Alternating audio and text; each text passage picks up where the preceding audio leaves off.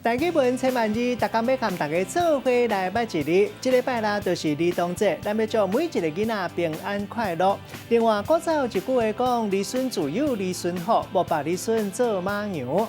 今仔日要甲大家小解这一日，咱同齐来看到，这就是儿，囝儿的儿，读字第五条，嘛人读做儿。儿就是囡仔意思，咱讲囝儿是说，若囝孙嘛人讲是儿孙，囡仔咱讲是儿童或者是孩童，抑个有无爸无母的囡仔，咱讲伊是孤儿。另外替人带囡仔的机构，咱讲是托儿所。抑个有一款儿地树，提炼的儿地素，是一款旱药材，有止血活骨，抑个有清气化痰的效果。带大家做伙来小解这两个词。头一个读做囝儿，包括后生甲查某囝，也就是是说。第二个词读做小儿科，意思就是专门治疗囡仔正头的医学专科。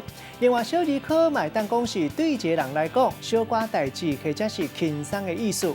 像讲洗怪手，对伊来讲是小儿科。咱用一句话来举例，甲这两个词合做伙。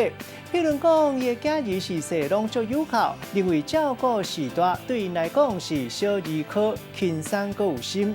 今仔日甲大家小解这一日读做儿，提供互观众朋友来参考。